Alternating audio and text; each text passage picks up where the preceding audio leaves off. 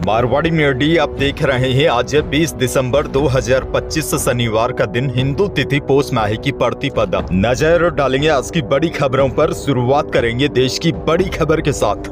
बड़ी खबर, VBG Ramji bill pass होने के साथ ही संसद का सत्र शुक्रवार को खत्म हो गया है। इस बिल पर लोकसभा में 18 घंटे और राज्यसभा में 14 घंटे चर्चा हुई। दोनों ही सदन में विपक्ष ने बायकॉट कर दिया। टीएमसी सांसद संसद के मकर द्वार पर रात भर से धरने पर बैठे रहे। आपको बता दूं, 1 दिसंबर से शुरू हुआ सत्र 19 दिसंबर तक चला। केंद्र सरकार ने 14 बिल लाने की बात कही थी। विपक्ष का आरोप है कि 12 बिल ही पेश किए। दोनों सदनों में 8 बिल पास किए गए, 2 बिल कमेटी को भेजे गए हैं। वहीं कांग्रेस का कहना है कि मनरेगा की जगह जी रामजी बिल लाना महात्मा गांधी का अपमान है। कांग्रेस सांसद जयराम रमेश ने आरोप लगाया कि सत्र की शुरुआत रविंद्रनाथ टैगोर के अपमान से हुई और अंत महात्मा गांधी के अपमान के साथ हुई।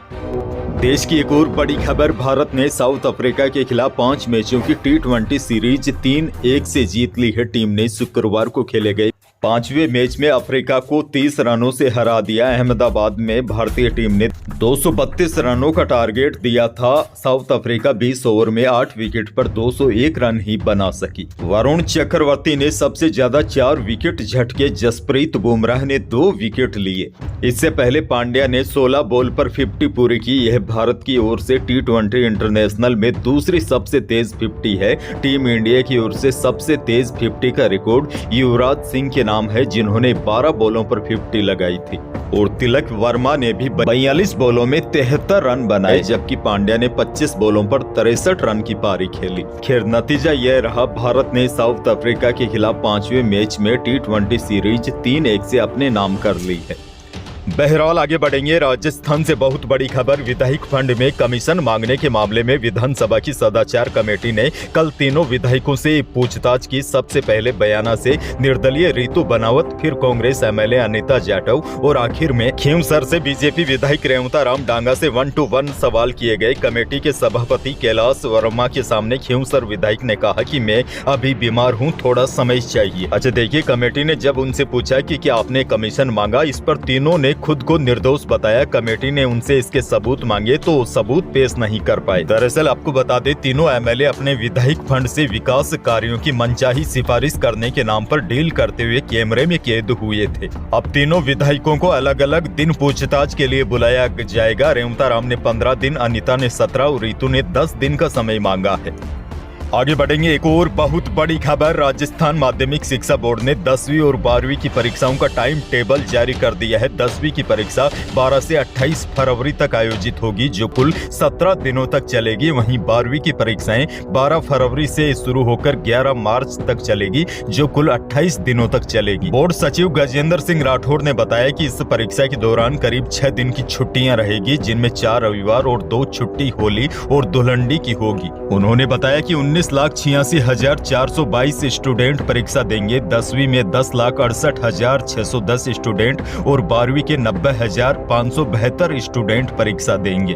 वहीं देखिए, अब की बार सुरक्षा को लेकर भी पुख्ता बंदोबस्त किए गए हैं। एग्जाम पेपर पुलिस थानों और चौकियों में रखे जाएंगे। परीक्षा केंद्रों पर नकल को रोकने के लिए CCTV से निगरानी रखी जाएगी। करीब 15 जिले संवेदनशील और अति संवेदनशील है, जिनमें विशेष तौर पर वीडियोग्राफी की जाएगी। इन 15 जिलों में करीब 51 केंद्र तो अति संवेदनशील है। और देखिए, सबसे बड़ी बात तो यह है, इस बार कॉपियों की जांच भी जल्दी होगी ताकि रिजल्ट जल्दी घोषित किया जा सके। बड़ी जानकारी यह है, माध्यमिक शिक्षा बोर्ड ने 10वीं और 12वीं की परीक्षाओं का टाइम टेबल जारी कर दिया है। 10वीं और 12वीं की परीक्षाएं 12 फरवरी से शुरू होगी।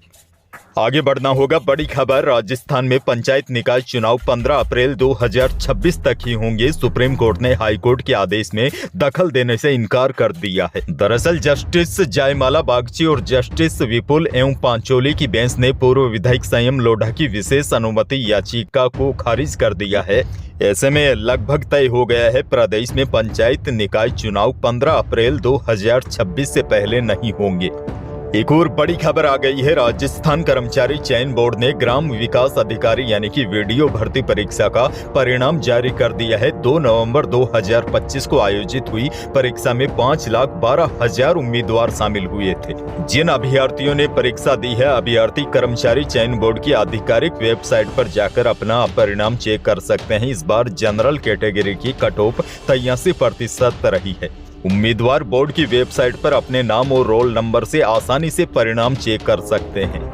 एक और बड़ी खबर, मुख्यमंत्री भजनलाल शर्मा ने पीएम मोदी के नेतृत्व में केंद्र सरकार द्वारा राजस्थान को 2 महत्वपूर्ण राष्ट्रीय राजमार्ग परियोजनाओं की स्वीकृति देने पर प्रसन्नता व्यक्त करते हुए केंद्रीय सड़क परिवहन एवं राजमार्ग मंत्री नितिन गडकरी का आभार जताया है। सीएम ने कहा कि हाइब्रिड एन्युटी मॉडल पर NH 11 के झुंझुनू चिड़ावा पचेरी 78 किलोमीटर खंड को 2202 करोड़ की लागत से 4 लेन में विकसित किया जाएगा, जिससे शेखावाटी क्षेत्र को सीधा लाभ मिलेगा। इसके साथ ही NH 62 के सूरतगढ़ श्रीगंगानगर खंड को 1022 करोड़ की लागत से 2 लेन 4 लेन में चौड़ा करने की स्वीकृति दी गई है।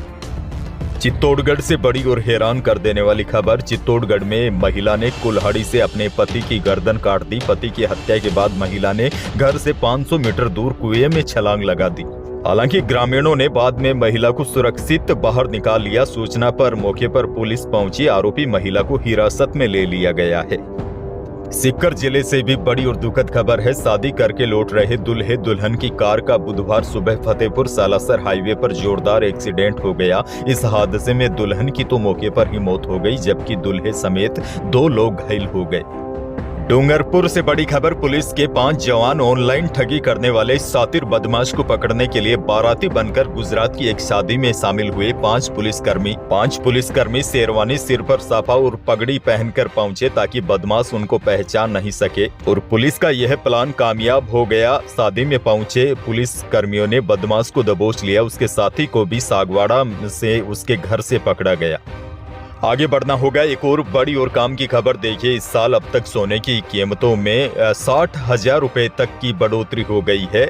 आपको बता दूं, पिछले साल 31 दिसंबर 2024 को 10 ग्राम 24 कैरेट सोने का भाव 76,162 रुपए प्रति 10 ग्राम था, जो अब 1,35,000 रुपए तक पहुंच गया है। वहीं और चांदी के भाव ने तो रिकॉर्ड ही तोड़ दिए हैं। चांदी के भाव में बेतहाशा वृद्धि हुई है। आपको बता दूं, चांदी पिछले साल 31 दिसंबर 2024 को 86,000 रुपए थी, जो अब बढ़कर 2 लाख रुपए प्रति किलो से भी ऊपर पहुंच गई है। एक साल के अंदर ही चांदी 86,000 से लेकर 2 लाख रुपए तक का सफर कर चुकी है।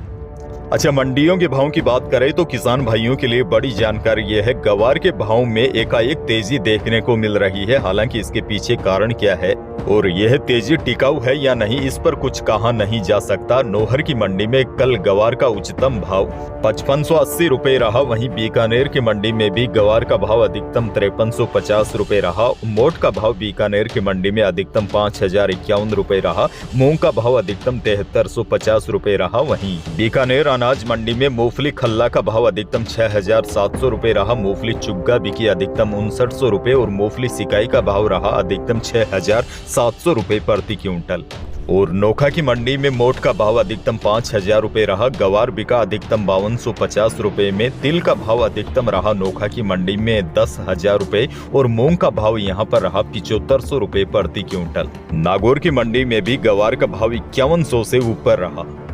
अच्छा, किसान भाइयों को मौसम को लेकर भी बड़ी जानकारी दे दूं। प्रदेश में पश्चिमी विक्षोभ सक्रिय होने से तापमान बढ़ गया है। राज्य के उत्तरी पश्चिमी सभी जिलों में आसमान में हल्के बादल छाए रहे।